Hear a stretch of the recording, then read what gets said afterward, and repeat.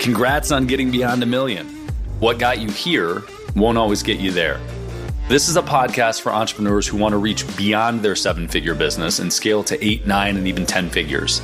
I'm Brad Weimert, and as the founder of EasyPay Direct, I have had the privilege to work with more than 30,000 businesses, allowing me to see the data behind what some of the most successful companies on the planet are doing differently. Join me each week as I dig in with experts in sales, marketing, operations, technology, and wealth building. And you'll learn some of the specific tools, tactics, and strategies that are working today in those multi-million, 8, 9, and 10-figure businesses. Life can get exciting beyond 1 million.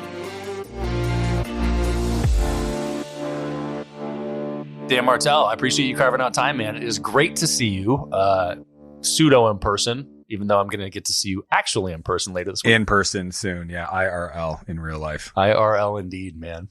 So I've known you for a few years, and actually, one of the first things that you told me was how to have an executive assistant come in and fix your life. And yes, you probably don't remember this, but it was at a mastermind talks many years ago. Do you know which one? It was probably... Was it Carmel? I think it was Carmel. Okay. Yeah, I remember that one. Because I never talk about the playbook stuff. And Jason asked me, he's like, everybody keeps telling me about your process. Can you do a talk on it?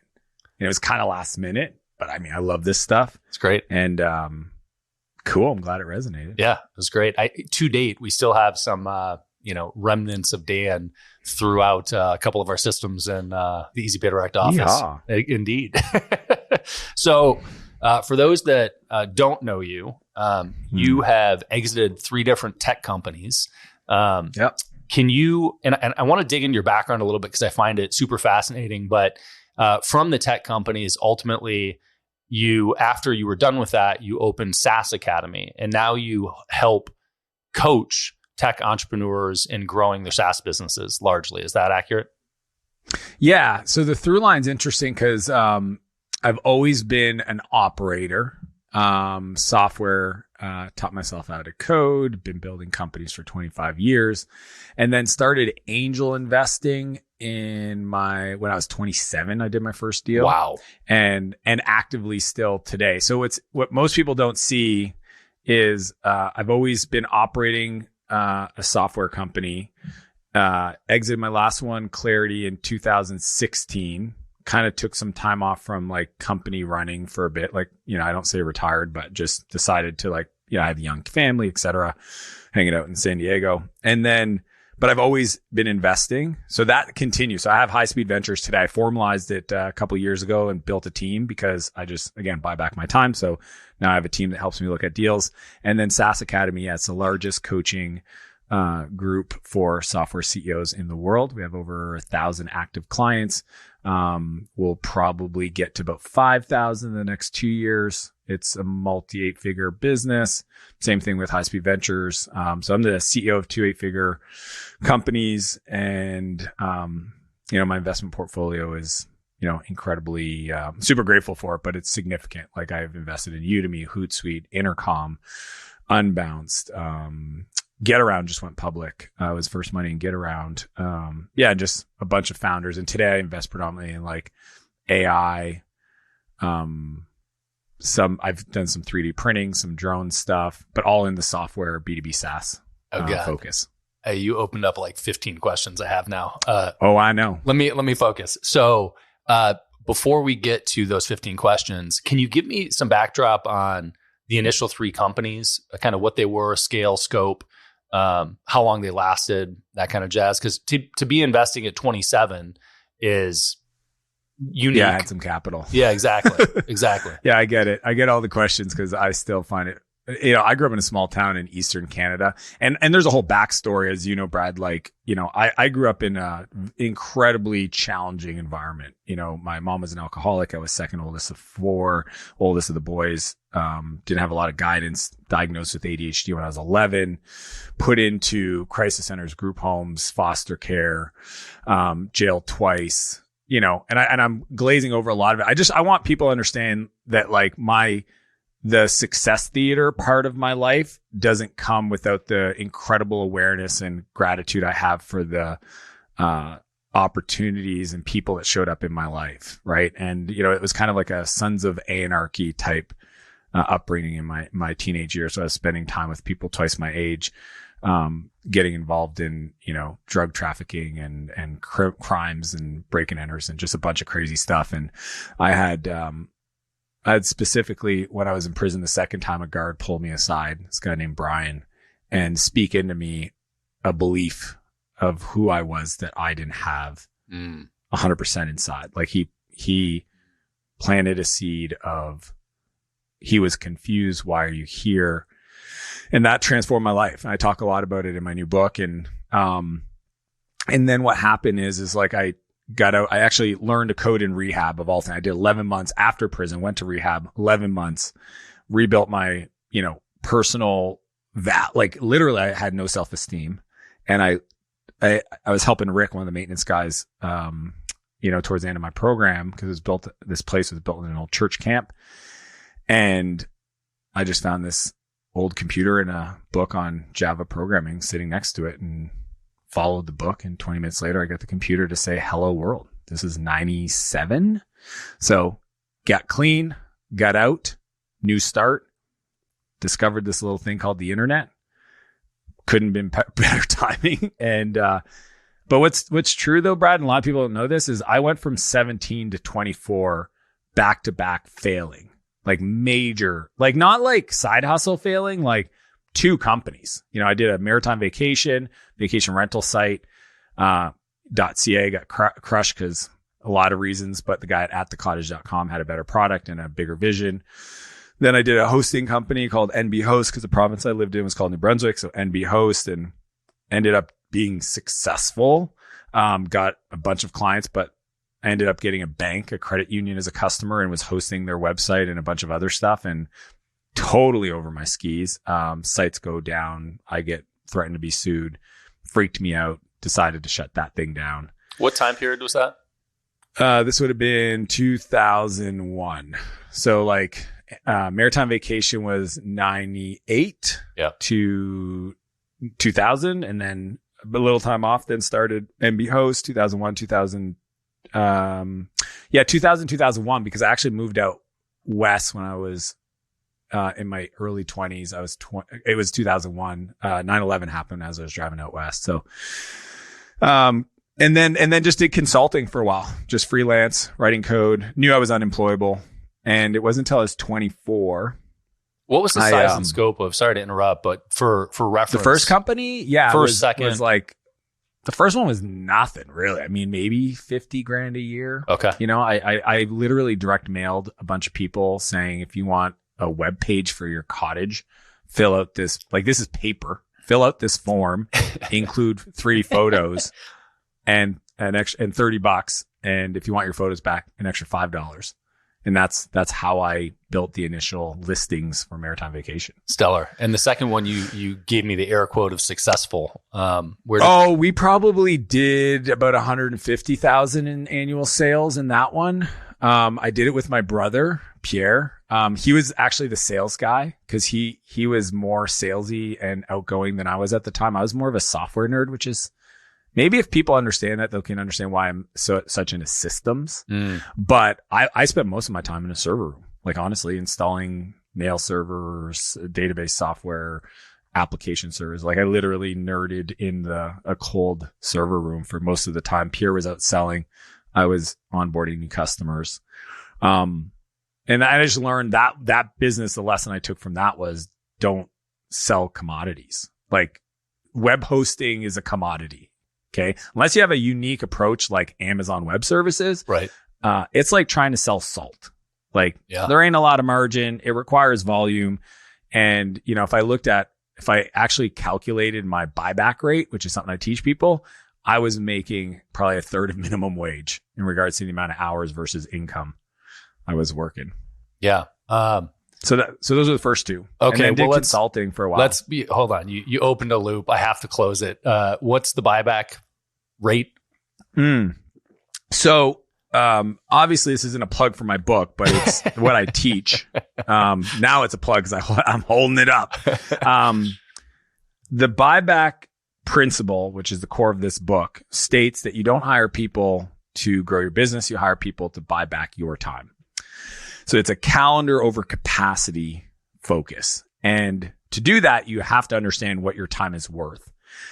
So I teach this equation, which is you take your income, what you make per year out of your business. And this is like salary distributions, and discretionary expenses should be included in that. Cause like, let's be honest, like you don't want to pay taxes, fine, but that's still value that isn't needed for your business.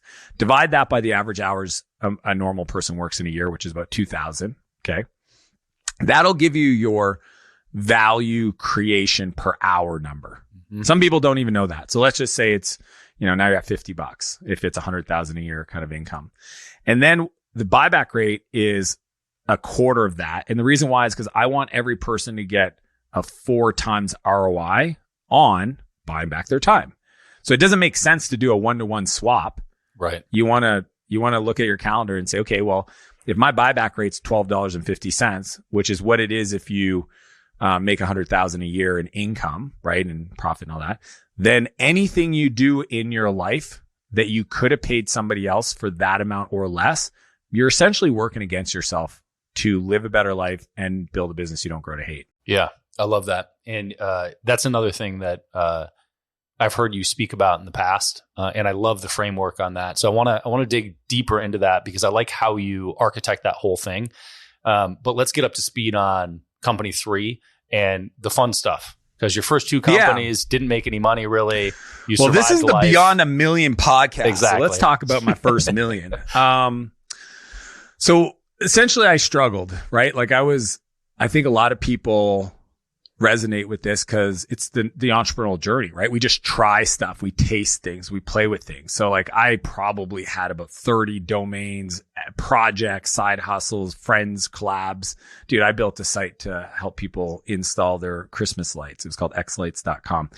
Like just crazy, stupid stuff. But like, love it. I was in the game, right? I was building, I was trying, and, I'm 23 and I'm walking around Ottawa. And I walk into Chapters, which is like our Borders or Indigo. I don't even know what the United States calls their bookstores, but bookstores, Barnes and Noble. What are those? Barnes and Nobles. Yeah, does Barnes and Noble still have physical bookstores? They do. Probably. And oddly, I grew up with the Borders family, which is a very strange fact. But you would actually love this. Sorry, interlude. But do you know why Borders got successful? No. So it was literally just a college bookstore in Ann Arbor, Michigan, and the Borders family, the founder of the bookstore, wrote software to organize and catalog books. And it was the software. Now I want to know what he wrote it in. I wonder if it was Basic, QBasic. Well, this is probably what year? Probably mid 90s. Or no, you're probably right. It was before that. It was probably 80s because I grew up going to the store. Could have been just Fortran. Yeah. Cool. So they sold it for a good chunk of change, multiple 8 figures, and actually, oddly, moved to Austin, Texas. And I reconnected with them much later. But small world. It is. So yeah, I'm walking into a bookstore. So what's crazy is when I got out of rehab, my dad made a commitment to me because he saw how passionate I was about writing code. Mm-hmm. And he said, you have an unlimited, but he said, I will buy you whatever book you want as long as you finish it, and one at a time. And he probably spent $1,500 in the next 2 years buying me. That's amazing. Books on coding and architecture. So, but this is why it's silly. I went 7 years without ever thinking maybe I should read a business book. Isn't that kind of silly? I think it's dumb in retrospect, but it never occurred to me. I just thought those books were written for like CEOs of big companies, and that wasn't me. Well, right? So that actually poses an interesting question, which is, one of the through lines in entrepreneurship that people tend to give as advice is do something you're passionate about, scratch your own itch, pick a cliche.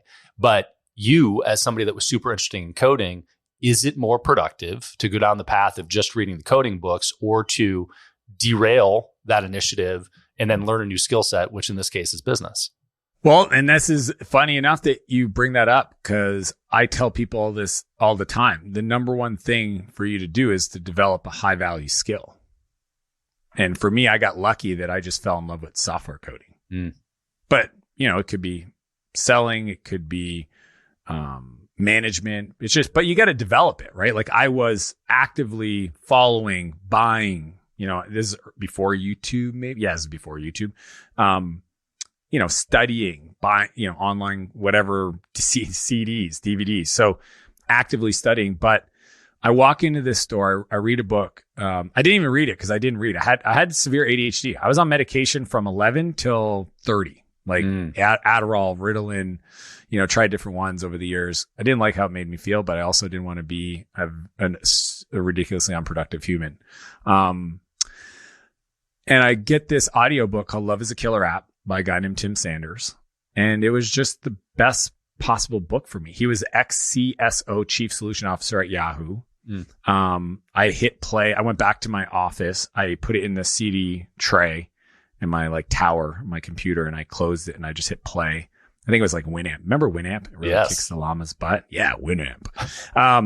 So I'm listening to this and I pretty much decide not to do any work and just listen. He got me. And that started a passionate love affair with reading.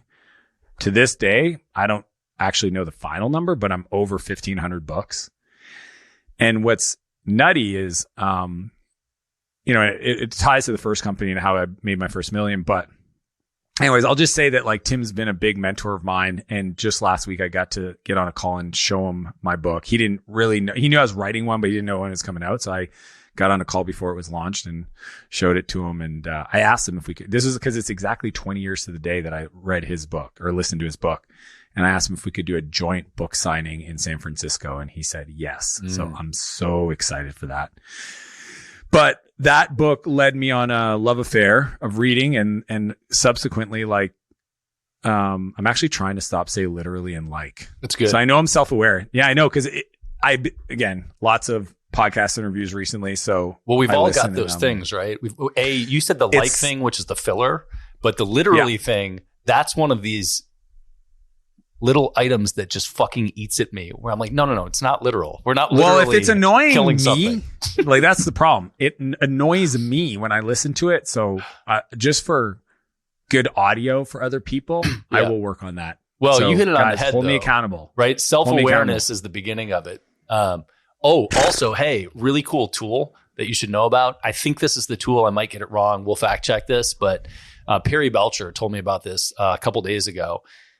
Descript, descript.com. Oh, I know. Descript. It was actually fun. Yeah, we could go to side tangents. I think we have about 17 open loops right now. Well, hold on. But let me close this one. So one of the things that you can do is it transcribes the video, but then you can edit the text. And when you edit the text, it chops the video. So you can go in and edit out and it will just chop it from the video, which is pretty fucking crazy. All automatically. So now we only have 16 open loops. Yeah. I'm going to we're in Inception because we're all the way down. We got to work our way up. First $1 million business. Okay. Well, we're on the book. So the book introduces me to reading. Reading introduces me to a book called The E-Myth, Michael Gerber, classic. I decide this is the thing I've been doing. I've been missing so far. I'm going all in. I hire a coach, this guy named Bob. He was a certified E-Myth coach. And that was if I had to say what happened the third company, I got somebody around me that actually understood business. And there's a difference. And that company grew. I mean, we did almost $1 million our first year, 1.45 the second, or no, more than that. Cause we grew about 150% year over year for 4 years. My accountant called me when I was 27, so 3 years in, to tell me I had $1 million in cash and retained earnings in my bank account. So that was technically when I became a millionaire, cash millionaire. I hate this equity millionaire crap, but yes, so is the game of marketing on the internet. No, I don't hate. I just understand it. And then I exited that company when I was 28, so a 4-year run. Became a multimillionaire. And what was that company? That was called Spheric Technologies. We did enterprise portal software. Oh, interesting. Bootstrapped or funded? Yep. 100% bootstrapped. Cool. No co-founders. Owned 100%. Love it. Never planned on selling it. Read good to great. Was trying to build that kind of company. We had about 38 people when I exited. Wow. Customers all over the world. Yeah, it was a gnarly ride. And I'll tell you, and I talk about it in the book because it was the moment I realized that wasn't sustainable. I was working 100 hours a week. I was engaged at the time. And turns out my fiance thought I was more engaged in my work than engaged in our relationship. She wasn't wrong. And I came home one night on a Sunday, I think, working late, and she's in tears in the kitchen and just, blurts out, "I can't do this anymore," and drops the ring and walks out. And that was that, about a few months right before our wedding. Wow. So it's why it just shattered my world, because my identity was 100% our relationship, my life, and my business. And I think this would have been a few months later, we actually exited, like the transaction completed. So here I am sitting on all this capital. I was doing all of this for us and our future. That was the story I told myself. And I was depressed, having anxiety attacks, working with a therapist. He did give me good advice, though. He said, "You should get a boat." He's like, "What?" It's so crazy. I love you, man. Emmanuel, his name was Emmanuel. I'm French. And, he goes, "Hey, man," he's Spanish. He's like, "You ever think of getting a boat?" I'm like, "No, are you telling me I should get a boat? Cause I will." He's like, "Hey, man, water is very therapeutic." I'm like, done. So I had an incredible summer. But I had to work through a lot of stuff. And then it was September after that, I moved to San Francisco, because I almost chilled out. Like, there was a period in my life, 6 months, where I almost became that old dude in a small town that once exited his company that's still hanging out with people half his age. I could have been that person. Yeah. Luckily, something was speaking into me and saying, "Go now before you wake up and you're that person." And I was in the middle of building my new house.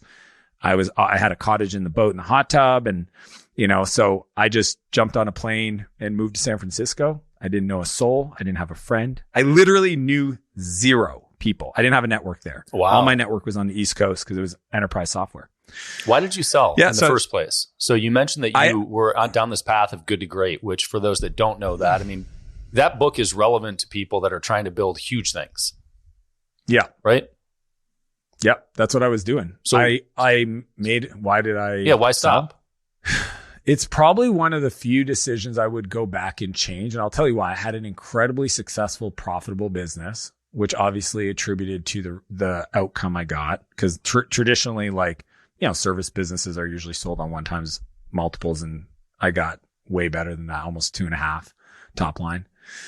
But we were very niche, right? We did enterprise portal software. We had an incredibly trained team. We had rocking systems, because I'm a bit of a systems nerd. We have a scalable, repeatable system for growing. Yeah. And I built it off the eMyth. So I had all the stuff the eMyth talked about end. Why I sold is I was 28 at the time. I just turned 28. And that's kind of what I thought you do. And here I was 4 years in. So I'm like, holy crap, I'm winning. And we had a partner, the acquiring company was in the States, and they were a lot bigger than us. And the guy who was the CEO he became kind of like a mentor, because we were one of their top integration partners. And it just felt right. And I had 4 years of being burnt out a little bit. I was probably like, hey, I have a chance to get to what I was trying to accomplish sooner than I thought. And, you're the pretty girl at the prom, so it feels nice. Sure. So yeah. I in hindsight, I couldn't have done it then because I didn't have the skills I have now. But in now, what I do, and this is what I do in High Speed Ventures, I just hire a CEO. I mean, you don't have to exit your business to exit your business. I love that. I also think that earlier in life, for me certainly, and people I think obviously mature at different rates, but one of the things that seems to be true is the way you expressed that was a lot of emotion. You had a lot of feeling language in there. And one of the things that I know about you, specifically through the through line being systems, is strategically thinking through it. So today you're probably not making the emotional decision of it felt like the right thing to do. And you would have maybe calculated that differently. Is that a fair assessment? I would have ran the numbers. I mean, so a few things. Yeah, 100%. When I make decisions today, I almost make them from a coaching or mentor lens instead of active CEO lens. I think that's a really good we will distinction. we'll always give other people better advice than the actions we take for ourselves. That's a tweetable. Somebody please tweet that. And because I've never said that out loud. If you could tweet it and then tag me, that'd be awesome. I'll retweet you. It's going to happen. Yeah. Talk about buyback your time. Can you tweet it, tag me, and I will retweet it so I don't even have to tweet it. This is so hilarious. So, and I'll tell you the big reason why you should reconsider selling your company, especially if it's growing, it's profitable. And this is what happened with me after the exit. So I'm sitting on, a fairly significant amount of capital and I don't know what to do with it. Yep. And I don't and I was making, if I look at my ROE, return on equity, I was probably at 70%, meaning that my equity was compounding in my business 70% year over year. There's no investment I could have found that. Now, was it super safe and the markets, blah, blah, blah? Maybe, but most businesses' return on equity is typically 50%, 30% if you're horrible. And again, where are you going to find a return on your capital better than your own primary business? So today the sequence is always high income skill. So people always, I get this call all the time. This morning, some kid asked me, I got an extra 10 grand. What should I do with it? Invest in yourself 100%. That's just invest in yourself till you have about $100,000 saved up, maybe 250, honestly. Okay. Then, but invest in yourself, then invest in your business and invest in your business till you're at least north of 5 million, because I can't think of where else you could do it. So it's in yourself, then in your business. And then once you're at 5, then you can decide, do I really want to give my financial planner, oh my gosh, the stupid shit people give people money to do. It's terrible. So, can I ask you a qualifying question on that though? Yeah. So you spend a lot of your time in the SaaS Academy. And so you have, one of the cool things about this is that metrics in SaaS are dialed. It's the core of what we do. Right, exactly. So when you say wait till you get to 5 million, are you saying it through the lens of what typical margins are in SaaS, or can you qualify what a margin would need to be, or is it just the size of the company? Because obviously if you have a 3% margin versus a 90 at a $5 million run rate, very different. So fun fact for anybody listening, unless I say SaaS or it's a SaaS podcast, I use digital agencies as the core business framework to speak towards. Interesting. Why? Yeah, because that's 90% of my friends. Oh. My brother's a home builder. My best friend owns a sign company. Most of my friends own agencies of sorts.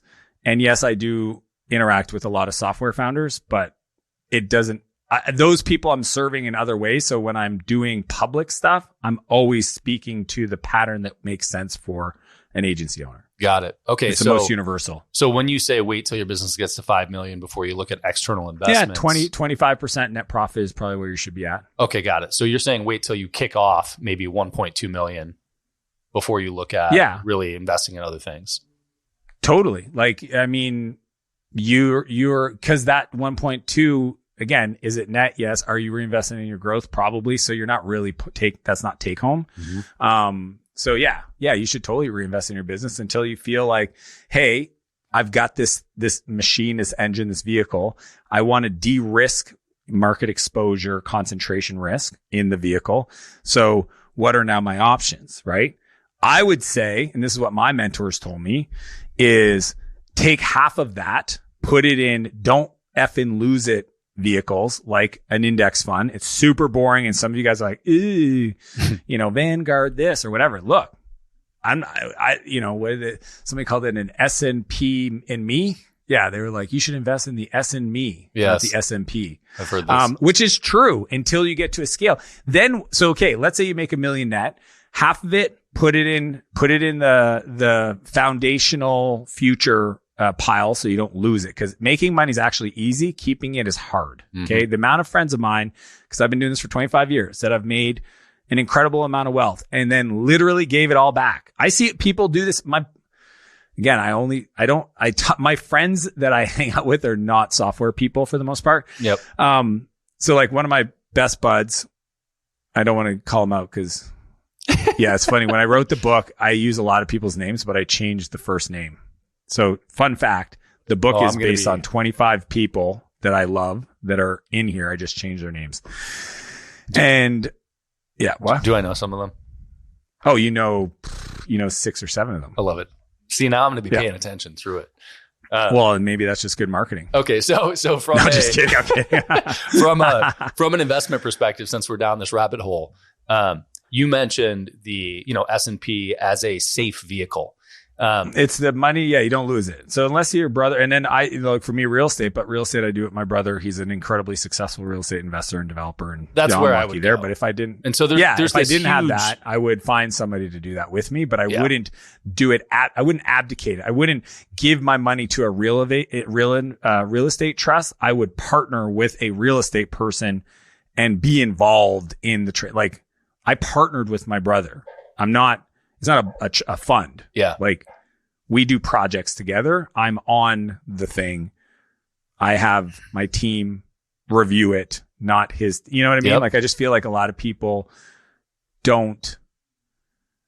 they think they're doing the right thing. And I've been doing this so long. I've seen good people end up in bad spots because of the market. Well, look, right? I'll tell you. So here's my frame on security, safety is that if you don't understand it personally, and you can't assess it and you can't explain it simply, then it is not a safe investment.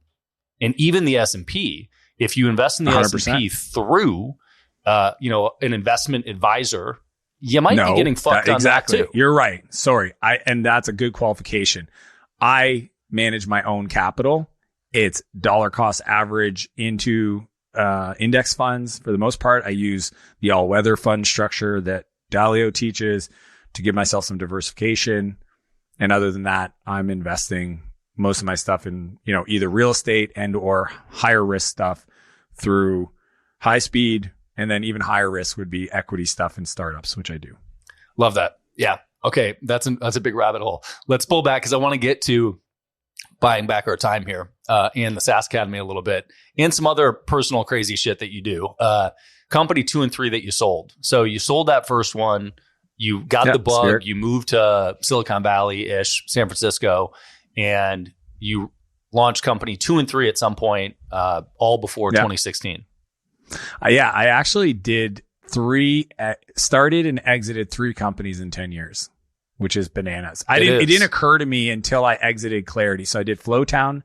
So started Spheric in 2004, exited in 2008, started Flowtown 2009. Exited in 2011, then started Clarity and exited that in 2014. Damn, those are real quick turns. Either and of those got funded? them to scale. Yeah, the last 2 were venture backed. Got it. Okay, so you have some pressure. Mark Cuban actually invested. Oh yeah, like my Flowtown, we had like Baseline Ventures, Freestyle Capital, like the best of the best. Then did Clarity. Was led by Baseline again because you make somebody money, they want to give you more. Yes. Then Mark Cuban came in on that round. He wrote me a check, I think, for like $250 just off of some 14 emails back and forth. Someday I'll ask him if I can publish them because I think people would find them interesting. It'd definitely go viral. And yeah, so it was a crazy ride. But that's where when I moved to Silicon Valley, that's when I learned leverage. And this is the principle of the book. And this is the philosophy is that time is a constant.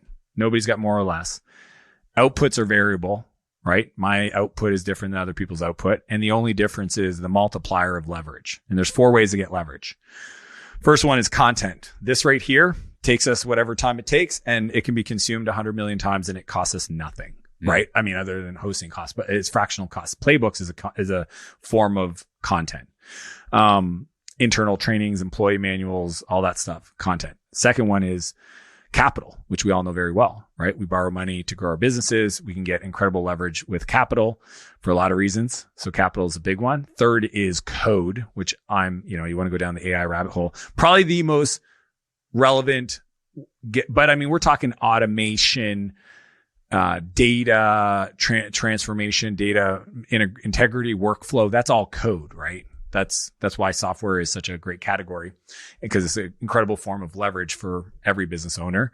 And then AI is probably the most relevant, pertinent, and powerful one today. Mm-hmm. And then the fourth one's collaboration. And that comes down to people, right? And that's where the Buyback Your Time book really focuses, although it has elements of capital and it has elements of automation through the frameworks I teach people to kind of like get free of your inbox and other stuff. So content, capital, code, and collaboration. Collaboration. Those four. People, labor. Yeah. The 4 C's. Yeah. It's beautiful. I love it. So I learned that from Naval Ravikant for the most part in Silicon Valley. I kind of like, so I would say Naval gave me the high level concept. He didn't even call it the 4 C's. I think Hormozy, actually, he's the one that talked to me about that. I had known about the, software or software labor. Naval calls that, I think, software labor capital and, content creation maybe, or media. Cause he was like looking at Joe Rogan and going like, that guy's got one of the most beautiful business models ever, right? 2 people, man, 100 million. Yeah. Insanity. You want gross margins. Insanity. Yeah. So that was the moment, 28 to, and so for example, when I started Flowtown, I co-founded it with Ethan and made him the CEO. Okay. Buy back my time. Love it. Right. I was still kind of like living life, traveling the world. For a long time, I was a non-employee co-founder. I was the initial investor. Got us to ramen profitable. Then we raised almost $1 million for Flowtown, but wasn't like, I owned essentially partnerships and, the blog, kind of like the marketing, speaking, that kind of stuff. But Ethan ran the company, ran the engineering team.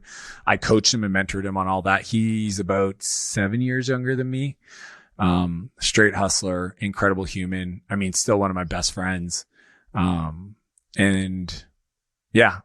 so that's where the book kind of like started to crystallize the concepts. And then obviously I did Clarity, which was a marketplace for entrepreneurs to get advice over the phone.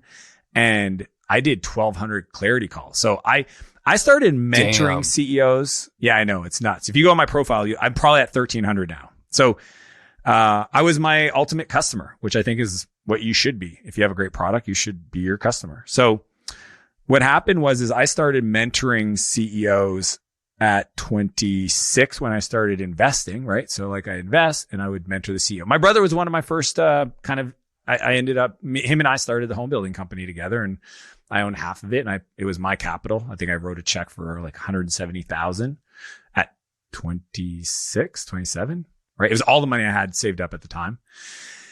And I mentored him. I mentored this guy, Frank. He had a painting company called Primex. My brother introduced me to him. I mean, just the stupid investments I made when I was younger. I read Rich Dad Poor Dad and like went all in. I'm like you, Brad. I get addicted to shit or obsessed, yes. And I'm all in, right? I understand. Not a little bit, a lot.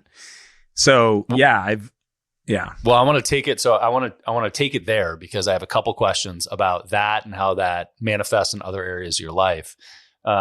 So open loop that I'm definitely going to close, but I want to address a couple of things that are topical and interesting now. And I want to talk about the specifics of the buyback principle. The first is you've been heavy on code, right? You've been heavy in software. And as somebody that actually writes code, you have a different perspective than managing a software team if you don't write code, which is me. And I find running a software team horrific and super frustrating and challenging because nothing is delivered on time. Everything has bugs, and it's this never-ending wheel of trying to get a grip on it with some semblance of control. So we could talk about that, but I want to ask you specifically about no-code platforms and no-code software today. Have you played with them at all? Do you lean into them at all for any sorts of systems as a lever? 1,000%. So I'll give this to everybody listening. If you want to be rich, be lazy. If you want to be wealthy, be incompetent. And I share that because a lot of people think you have to write code to own a software company or et cetera, et cetera. And you just don't. Like, I understand I had an advantage when I was starting, but most of my clients I coach today are not technical, right? They're not incompetent, but the frame is good because it forces you to work through people. And that's actually the skill you got to figure out. No code is actually powerful.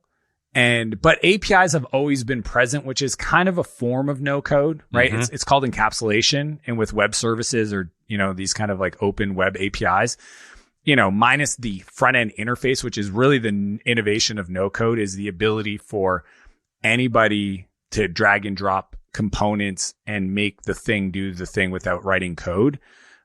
Which is not even a new concept because like visual languages like Visual Basic and form builders have been around forever. They just weren't web based per se, right? What really I think the innovation around no code platforms is the user experience, just how clever and essentially obvious they've become, where somebody that legitimately doesn't understand technology can just drag stuff around like they do on a PowerPoint and get some software or web app built. Yeah. And so just for anybody that's not familiar with this concept, I like the building blocks. Yeah, go check out Bubble. You got it. Bubble.io and many others. Well, there's probably 17 platforms today that are interesting, but definitely Bubble and a bunch of them are in top 3. And so you start with stuff like Airtable is one of them, just so you know. Yeah. Airtable. I would say ClickUp's in that category. That's just these exactly where I was going to go, is that you look at MarTech platforms, just marketing automation where you have, or a funnel. Totally high, go high level. Yep. Do you know how many go high level SaaS Academy clients I have that tell me they have a SaaS that they don't? They just white label go high level. There's probably 13 in my program. Huge, dude. We're doing an integration. EasyPayDirect's doing an integration with go high level right now because it's become such a big deal. And so many people I talked to Sean, the founder, about this. Like I laughed at him because I was like, you've now confused my strategy salespeople because they can't figure out if the thing is actually built by them. So we typically don't allow it. And the reason why is, we help people with engineering teams and product development. So at a high level, pun intended, go high level. That's so funny. Go high level doesn't allow you to like modify onboarding sequences. Like they have a templating structure and a configuration tool, but you can't change the code. It's the same reason, again, for us, we know who we work well with. And again, we're trying to help people achieve what we call the perfect exit. Can you sell a business that's built on top of go high level? For sure.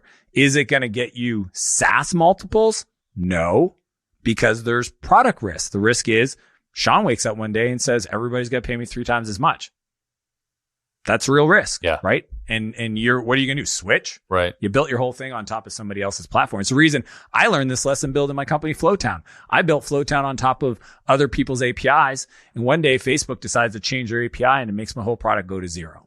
So real PTSD on that. So when I built Clarity, everybody was like, oh, you should integrate this into LinkedIn. And I go, fascinating. How about not? Because I've been down that route. I'll build in a browser extension so you can use it on LinkedIn, but I ain't integrating to their data set or APIs. I'm going to build this standalone.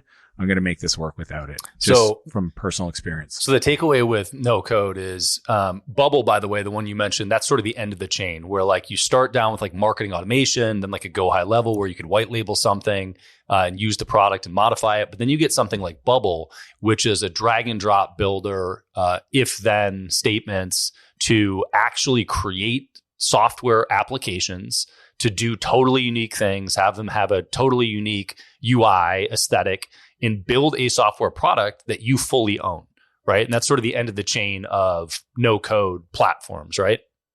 Yep. Cool. 100%. And you're an advocate in all situations. In some, what's the difference between going that route versus managing, a software team in-house to create software for you?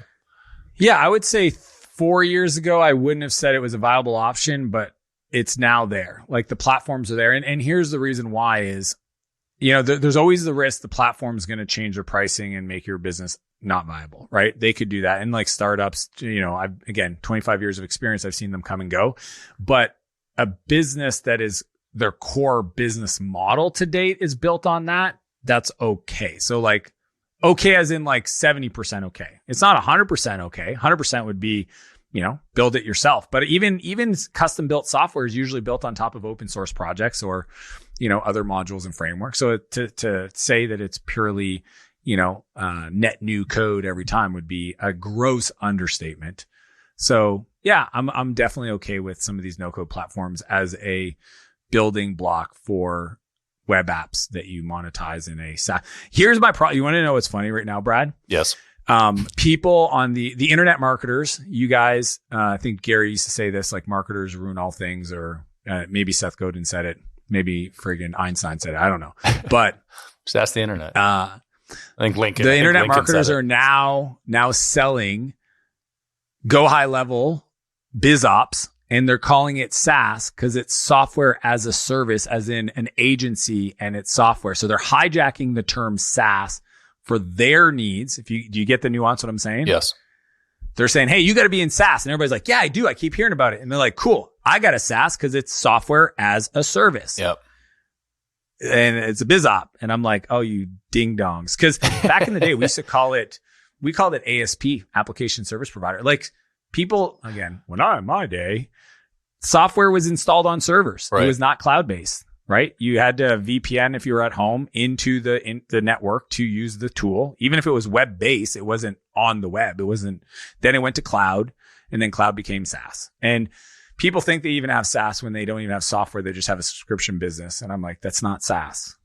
So what's your definition for clarity? Levels to this. You highlighted a couple different things, and to eliminate the confusion. You sell a workflow software. Okay. Even that, people have training programs online that are subscription based.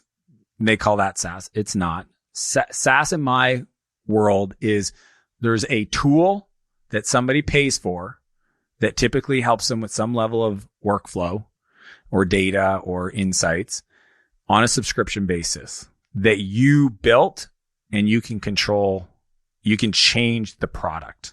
Mm.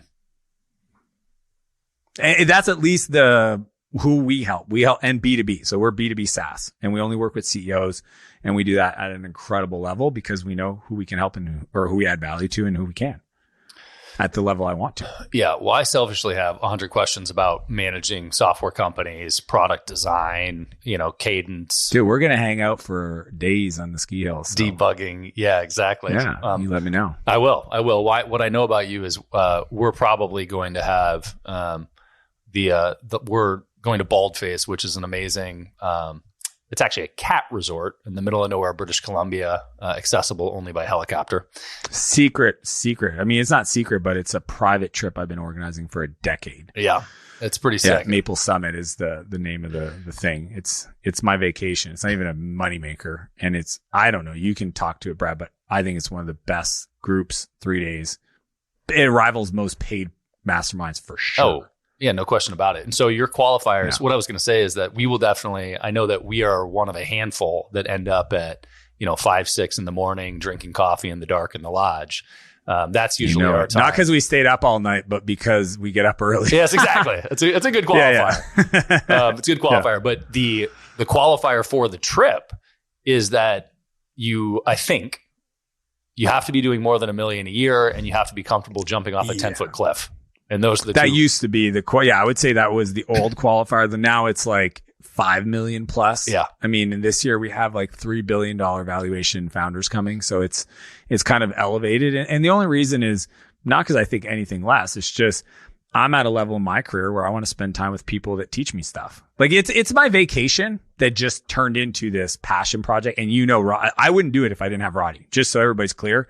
Dan would just go skiing. I would go do my thing. But Roddy's the one that really, he managed it. He's my partner in this whole thing. And, and so we have a 175 person wait list right now. There's literally like 7 people texting because it's in a week, I think. And they're like, can I get a spot? Did anybody bail yet? And I'm like, no, not yet. So it's a cool trip. It's a great one of my trip. favorite things I do all year. It's a great trip. I do some cool stuff. Well, you highlighted one thing, and I want to shift to talk about some crazy shit like cliff jumping. But you highlighted one thing that I think is really important, and it was the bump from $1 million to 5 million, and $1 billion valuations. And you said something similar to what I've said most of my life, which is that money is a shitty qualifier, but it's a qualifier. And specifically, if you're trying to learn business and you're trying to up level, knowing where people are transparently is very helpful, because taking advice from people that are not ahead of you or where you want to be is super dangerous. And it's super easy to do in this world that we live in. Yeah, it's a data point, right? So the other thing I would say, if you said this person can teach you about a thing that you know you're gonna need to learn in the next 6 months, or they're a $5 million a year business and they can't do that, I'm taking the learn for me personally. And that selfishly, that's what bald-face is. I talk to 30 people a year. There may be 5 spots open, and I'm choosing 1,000% selfishly people that A, I want to get to know, and B, I think can add the most value to the rest of the group. And the business is more, the data points of revenue and team size is more of a qualifier for me to understand, have they done the work in their mind? Because they don't even get referred if they're not a good person. So I just assume you're referred, because people know, like, there's somebody on our group who I'll tell you about in private. He referred about 6 people back to back that were just not where we need them to be. He lost his privilege of referring. I had to tell him. I was like, you now no longer can refer. And if you refer somebody, just know it's a hard no for them. And it's sad because I won't even know if they're actually not right, but because of you not having a good picker. So so that's the good, are they a good person? Cause that's the other thing. Like, we had a guy one time, this is in the early, like year 3 or 4, and he got referred through his friend, and I heard him screaming at a lodge staff about them losing, air quote, his luggage. They didn't lose it. It was just on the next helicopter. And, I pretty much told his buddy, you talk to him. Because if I talk to him, he's on the helicopter down. And if you ever introduce me to somebody like that again, you're on the list. But he's not coming back next year. So you don't have to tell him now. But you got to at least contain him. And definitely do not even indicate that he's come back next year, because somebody like that just doesn't jive with me. Yeah. Well, I'm with you on that. Hell yeah, man. I'm with you on that. Okay. Well, I know in the interest of time, I want to, because I know that you've got a hard stop, and I have to talk about your shift in life into endurance athletics, because it's fine. I don't even consider it a shift, but now that you say that, yeah, I guess you're right. Well, here's what I know. Thank you. What I know is that when I met you, you were not interested in. I was soft. Yeah, there we go. I was a little soft. And I've had a through line in the last, I don't know, most of my life. Well, probably since I was 26, 27, of dipping my toe in endurance athletics. And more recently, last year, you finished your first Ironman. Is that right? I finished my first official Ironman the year before. I did an indie race because COVID and all races got canceled. But it was all the distances, and it was officially timed. It was just 4 of us that did it, and it wasn't an official Ironman. So then, yeah, I had to come back last year and do the official one. So I did 3 Ironmans last year. Okay. 2 halves and a full. 2 halves and a full, right? I don't count the halves. Yeah. I think that's bullshit when people say they did an Ironman. Yeah, because they're not. The 70.3 just because they have and go Fuck good your Ironman. brand. I get why they do it. Yeah, because when people say that to me, they're like, yeah, "I've done an Ironman." I'm like 70.3. They're like, "Yeah." I'm like, okay. Yeah, exactly. In my head, I don't say anything. Right. You did a half, buddy. It's just because it used to be that the term Ironman was synonymous with the full distance. Full distance, yeah, 100%. That's what it was. They owned wanted it. They wanted more people to get tattoos. Yeah, that's some bullshit. And by the way, like, it's still an impressive It's still distance. hard. Yeah, it's still hard, right? It's still a thing. Yeah. I went from sprints to the half, and I wish I would have. Well, that's what happened. We did sprints, and then we were going to do an Olympic, and my buddy called us out, and he said, "You guys are being, P words." P words. I'm such a dad. Bitches. Yes. And you have to go do a half at minimum. At minimum. Yeah. Yeah. And that's what we did. And then we did our first half, and then it was like, okay, now we should probably do a full distance. Yeah, 100%. How could you do a half and not do a full? And so for the, I was totally okay with the half, honestly. Well, for anybody the day of, I was like, do not talk to me about a full. Get away from me, everybody. It took me about 10 days to finally go like, all right, I get it. Let's do a full. So what's the full distance for a full? 140. It's in miles, but it's 4 kilometer swim, or geez, you guys want 3.2 mile swim, a 140 mile bike. Is that 112? accurate? I think. 112 bike, and then a full distance marathon, whatever that is in miles. 26.2. Yep. 26.2. Awesome. And actually, one of the things that I find most impressive about your journey there is that you had a full scheduled, COVID canceled it, and you went out and you did it anyway, alone with 3 other people. Yep. Just you guys. I decided, here's where my mindset was at. When COVID happened, control the controllable. Stephen Covey talks about it in 7 Habits, the circle of control. And I just decided, as soon as it happened, I'm like, glad my brain worked this way. I decided to make COVID the best year of my life. Business and personal and health. And that just became what it was. And if I have to be, dude, I consider it an incredible honor and responsibility that I lead a tribe of SaaS founders that look at me as an example. And I was not gonna lead them in the dark. I wanted to shine a light on what we were looking at. And let's be honest, we were all driving in the fog, and we didn't know what the future looked like. But I was like, guys, just trust me. I've been here before, 2001, 2008. I don't subscribe to the economy. I honestly don't give an F what the economy's doing. People are like, oh, the news this, news that. Hey, there's $1 trillion that exchange hands today. If you can't figure out how to become wealthy, you're just not good enough. That's all I know. I don't care if the money's going up, the market's going up, down. I don't care what country I live in. Dude, if I wanted to be successful in my country, Canada was a freaking little, anyways. So just change economies. Like I have zero blame on anything external about how my internal barometer is set for creating. Yeah. And that's why I did that. I have tons of thoughts on that. I'm actually really grateful I have a coaching group. Like, sometimes I ask myself, who's really getting the most value between that relationship? Because they have pushed me indirectly to be a better version of myself at a scale and level and speed I probably otherwise would have been on, for sure, just not at the speed and focus and decisiveness and intentionality. Well, that was going to be my question, which is, and it still is, I guess, which is, can you track back to a certain point in your life where you gained that sense of awareness and decided to make those choices when you face difficulty? Like, what was the first point, or how did you come to this place where something like COVID pops up and your response is, I'm going to fucking tackle this and make it the best year of my life? The truth is getting out of rehab probably set the foundation for this. I was reflecting on this the other day that, because, I did this thing called the 12-hour walk, and part of that was incredible reflection. Yeah. Colin, I saw him on a podcast, read his book, and then challenged my team to do it. There was, we got a big company, but only 7 people did it. 1 person failed.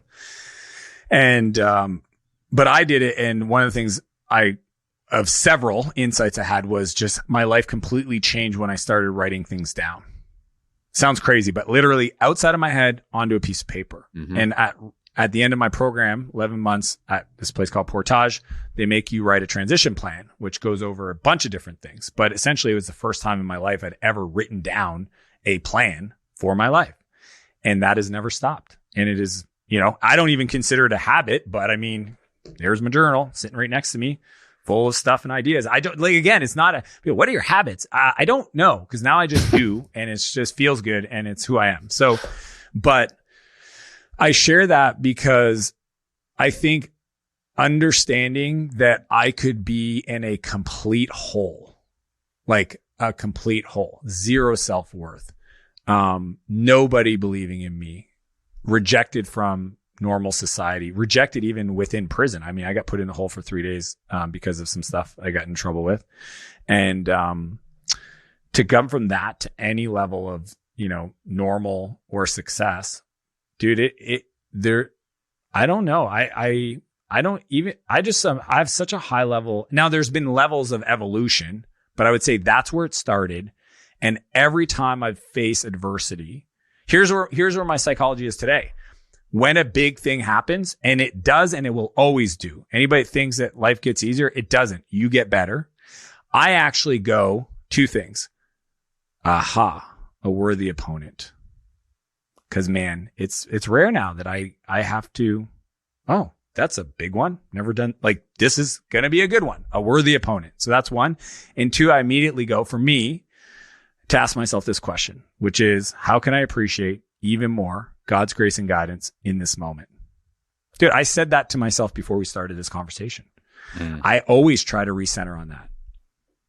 I feel like we are all part of the cosmic universal experience of spirit. And I've always would love to approach my life, my conversations, my decisions through that lens. And because I have that belief and faith, then it allows me to, I mean, it doesn't matter if it's a global pandemic or, a major, whatever in one of my businesses. We're the opponent. Thank you. And I'm going to ask God for some grace and guidance. And he always shows up, and my life keeps getting cooler, and I'll take it. I love that. I think that that's a helpful framework. And for, any atheists or agnostic people, which is the bucket I fit into, gratitude. Yeah. And your God could be science too. I'm totally cool. Love that. Like it and it's gratitude, it's energy. It's, it doesn't matter because I'm not a religious person in the sense of what most people consider religious. Okay. I actually have a very big problem with organized religion, but we'll say that for another podcast. Yes. But I think we all can admit that there's energy. I mean, just even we meet and we vibe. Dude, I meet a bunch of people every day. I don't vibe with everybody, but the people I vibe with, I'm like, I like the way this person makes me feel. Okay. There's something there. How can I ask that feeling for more of that feeling? That's it. Yeah. Well, I think one of the things that I've latched onto over time is that structure and belief, whether it's absolutely right or wrong, isn't important. What's important is that you're convicted in it. And if you have a belief that serves you, that's more powerful than it being correct or incorrect. Totally. Peterson says this. Jordan, he says, it's not whether I believe or not. It's I like the way I act because I believe. And I think that's a healthy thing to do. It's like whether writing stuff down in my journal or not scientifically actually helps me. I like the way I feel when I do that. So I will continue doing it. And it has a positive impact on my life. And do you think the endurance stuff has had a positive impact on your life and your business? Come on, bro. Come on. Well, I know I play in that space, but how does it translate to business and personal life for you? Oh my gosh. It taught me levels of capacity. This is what, like the other day, I had my first call at 6 and I walked out of my office at 5 p.m. Okay. And we have better house manager, and she just looks at me. She's like, how you doing? And I was like, why? She's like, I didn't see you all day. She actually brought me breakfast and lunch in my office. And to me, it's kind of normal for lunch anyways. I forgot about the breakfast one. Now that's very rare because usually I don't take meetings till 1 o'clock, but just because of the book, obviously I do what I teach in the book, and I locked in a bunch of stuff, and I just have a level of capacity that, like, she's like, are you okay? And I'm like, I'm ready to rock. What are you talking about? Where are the kids? I'm going to take them, to ice skating, like zero. There was nothing in me that felt like tired or I need a break. Let me go on the couch and relax, or I got to meditate or what. I literally. And now, is that always been the case? No. I actually brought Renee in here once to tell the person, because they didn't believe, that I used to get to a place in my business where the pressure and noise was so strong, I would clear up my schedule, pretend I was sick to my team, and go watch TV for 2 to 3 days at a time. Wow. Like full on in our master bedroom, sitting on the bed, watching. I would binge watch like House or Lost or, and she would come in and she goes, you're still doing this? And I'd be like, I need some more time. She's like, tell me when you're done. And I was like, probably tomorrow.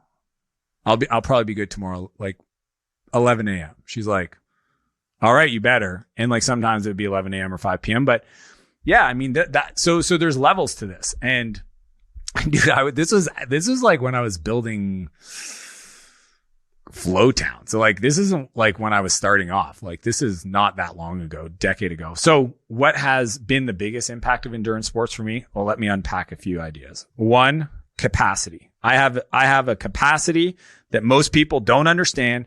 They think all I do is hustle. And if they read my book, they'll understand that my life is completely not about the workaholic hustler, because I don't. And I literally show my schedule in the book, and I'm the CEO of 2 8-figure companies. So there's that part of just, I've built a new awareness of how to develop capacity that I'm continue to be excited about. So I will always have some level of endurance. Misogi is what Itzler calls it, right? One annual event, like this year, it's my 50K ultra in Squamish, the Squamish 50. And because, you're training for that, I'm doing a beast Spartan, and I'll probably do some other stuff. Like last year, I did a 7-kilometer swim across a lake just because my fitness was there. And I thought I keep staring at this lake, and I was like, what's the widest point? And it was these 2 points. I was like, I wonder what would happen. So I called my buddy with his boat, and I said, meet me at 6 a.m. and, just make sure I don't drown. So like, it's kind of, so there's capacity.